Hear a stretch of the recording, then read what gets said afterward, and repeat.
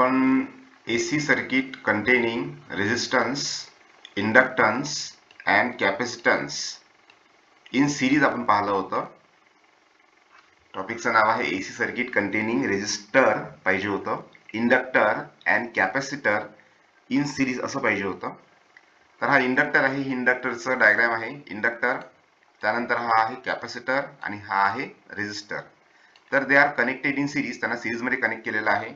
आणि आपण याच्या आधी जे एक्सप्रेशन पाहिले होते त्यामध्ये इंडक्टर मध्ये जो करंट असतो तो मागे राहतो EMF च्या, कॅपॅसिटर मध्ये करंट समोर राहतो EMF च्या, आणि रेजिस्टर मध्ये ज्या डायरेक्शनला करंट आहे किंवा ज्या फेज मध्ये करंट आहे त्याच फेज मध्ये EMF. तर आपण असं म्हणू शकतो की EMF आणि करंट रेजिस्टर मध्ये सेम फेज मध्ये आहे. इथं पहा तिन्ही ठिकाणी करंट एका डायरेक्शन दाखवलेला आहे, इथं पण या डायरेक्शनला, आणि याच्यामध्ये रेजिस्टन्स पण, रेजिस्टन्सचं जे EMF आहे ते सुद्धा एका डायरेक्शनला. इथं पहा करंट या डायरेक्शनला आहे आणि EMF जे आहे कॅपॅसिटरचं ते मागं आहे, आणि इथं करंट या डायरेक्शनला आहे आणि इंडक्टरचं EMF थोडंसं म्हणजे वर काय आहे, समोर आहे. आणि याच्यामध्ये फेज डिफरन्स किती आहे, तर इंडक्टर मध्ये फेज डिफरन्स 90 डिग्रीचा आहे, कॅपॅसिटर मध्ये फेज डिफरन्स 90 डिग्रीचा आहे. करंट सेम वाहत आहे, याच्यामध्ये करंट सेम आहे, पण त्या ठिकाणी EMF ची व्हॅल्यू मात्र इकडे कमी जास्त दाखवली आहे. इंडक्टर मध्ये EMF समोर, कॅपॅसिटर मध्ये EMF मागं, आणि रेजिस्टर मध्ये EMF आणि करंट दोन्ही पण समोर, हे म्हणजे एका डायरेक्शनला असते. आता या ठिकाणी आपण जेव्हा याला सॉल्व्ह म्हणजे करू त्यावेळेस आपल्याला माहित आहे की करंटचं जे इक्वेशन आहे ते असते I = I0 sin omega t. तर हा जो EMF, हा जो करंट आहे, हा करंट सगळ्यामधून सेम जात आहे, current is flowing same. Inductor मधून पण तितकाच करंट I, कॅपॅसिटर मधून पण तितकाच करंट I, आणि रेजिस्टर मधून सुद्धा करंट तितकाच I. मग वेगळं काय आहे, तर वेगळं आहे EMF. या ठिकाणी इंडक्टर मधला EMF EL आपण घेऊया, कॅपॅसिटर मधला EMF आपण EC घेऊया, आणि रेजिस्टर मधला EMF आपण ER घेऊया. आपण असं पाहिलेलं आहे जेव्हा आपण resistance in series, resistance in parallel करतो त्यावेळेस रेजिस्टन्स इन सिरीज मध्ये आपण सगळ्यांच्या अक्रॉस व्होल्टेज जे आहे ते वेगवेगळं घेत असतो. या ठिकाणी इंडक्टरच्या अक्रॉस जे EMF आहे ते आहे ER = I × R. त्याच्यानंतर EL = I × इंडक्टरचं रेजिस्टन्स, त्याला आपण इंडक्टिव्ह रिॲक्टन्स म्हणतो XL, आणि EMF across capacitor I × XC. या ठिकाणी हा XC काय आहे, तर कॅपॅसिटरचं रिॲक्टन्स, त्याला आपण कॅपॅसिटिव्ह रिॲक्टन्स म्हणतो. आता या व्हॅल्यू घेतल्यानंतर आपल्याला माहित आहे की जर समजा आपण याचा फेजर डायग्राम काढली तर फेजर डायग्राम मध्ये आपल्याकडे हा जो EL आहे तो वर आहे.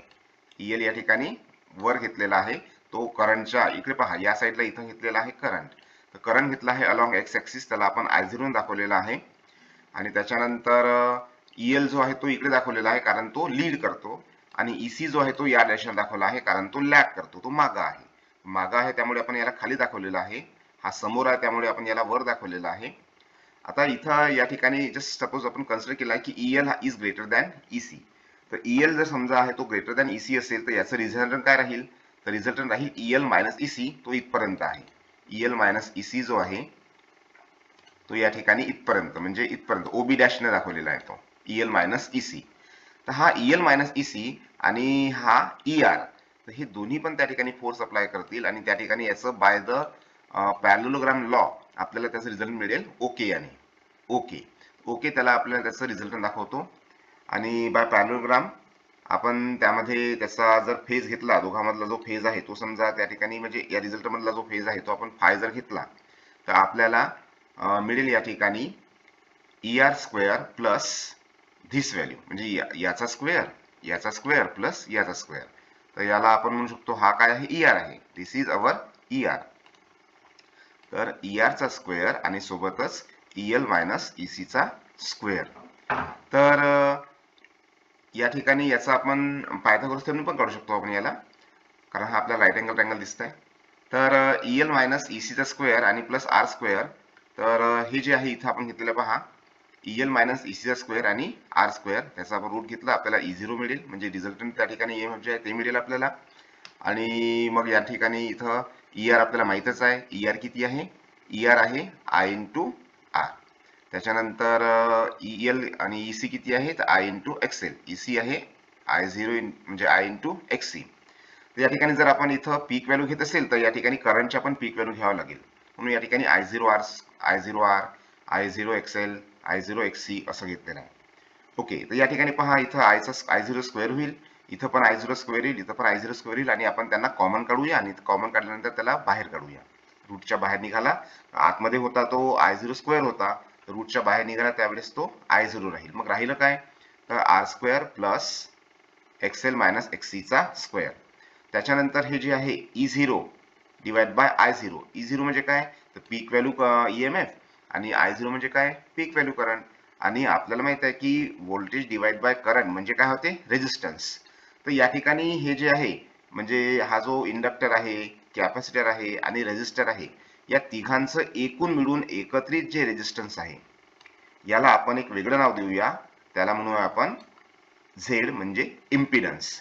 तर इम्पिडन्सची जी व्हॅल्यू आहे, impedance is called as, impedance is formula त्याचा आपण शकतो, it is R0 R square plus XL minus XC चा स्क्वेअर. ठीक आहे, ब्रॅकेटमध्ये आहे या ठिकाणी. तर ही जी व्हॅल्यू आहे ती आहे इम्पिडन्स. हे इम्पिडन्स म्हणजे काय असते, इम्पिडन्सची डेफिनेशन काय होईल या ठिकाणी, तर impedance is the effective opposition offered by inductor, capacitor and resistor connected in series to the flow of AC circuit. तर तो जो AC करंट, तो AC जो करंट आहे त्या AC करंटला अपोज करणार कोण, तीन गोष्टी आपल्याकडे कोण कोण आहे, तर एक आहे इंडक्टर, एक आहे कॅपॅसिटर आणि एक आहे रेझिस्टर. त्या तिघांनाही कनेक्ट केलेला आहे सिरीज मध्ये आणि ते त्या करंटला अपोज करतात. तर त्या अपोजिशनची जी इफेक्टिव्ह व्हॅल्यू आहे रेझिस्टन्सची, तर ते आहे त्याचं impedance. So impedance, what is impedance, तर impedance is the effective opposition by, offered by किंवा डन बाय म्हणू शकतो आपण. कुणी केलाय ते, इंडक्टरने, कॅपॅसिटरने आणि रेझिस्टरने. केव्हा, when they are connected in series, जेव्हा त्यांना सिरीज मध्ये कनेक्ट केलेलं आहे. तर ही जी टोटल इफेक्टिव्ह रेझिस्टन्स आहे त्याला आपण इम्पिडन्स असं म्हणतो आणि त्याला कोणत्या चिन्हाने दाखवतात, it is represented by capital Z. ठीक आहे. हा, आणि आता म्हणजे इम्पिडन्स जे रेसिप्रोकल आहे त्याला आपण ऍडमिटन्स म्हणतो. जसं रेझिस्टन्सचं रेसिप्रोकल कंडक्टन्स असं आपण काहीतरी घेत असतो, त्यापैकी त्याचप्रमाणे हा जो आहे इम्पिडन्स, तर इम्पिडन्सचं रेसिप्रोकल आपण घेतो त्याला म्हणतो आपण ऍडमिटन्स. आणि त्याचं युनिट, जसं रेझिस्टन्स युनिट असते ओहम आणि त्याचा आपण कंडक्टन्सचं आपण रेसिप्रोकल घेतो, आपण त्याला मोह लिहितो. तसं ऍडमिटन्सचं जे आहे युनिट ते काय राहणार आहे, ओहम इनवर्स, किंवा त्याला सायमन्स सुद्धा असं म्हणतात, सायमन्स सुद्धा आहे. हा येऊ शकतो तुम्हाला या ठिकाणी, म्हणजे what is the reciprocal of impedance, MCQ म्हणून येऊ शकतो किंवा 1 मार्क क्वेश्चन मध्ये येऊ शकतो. आणि याचा युनिट ऑफ इम्पिडन्स वगैरे तुम्हाला किंवा ऍडमिटन्स वगैरे तुम्हाला येऊ शकतो. ठीक आहे. तर it can be defined as, तो पहा त्याचं डेफिनेशन कशी आहे, तर it can be defined as the ratio of RMS voltage to the RMS value of the current.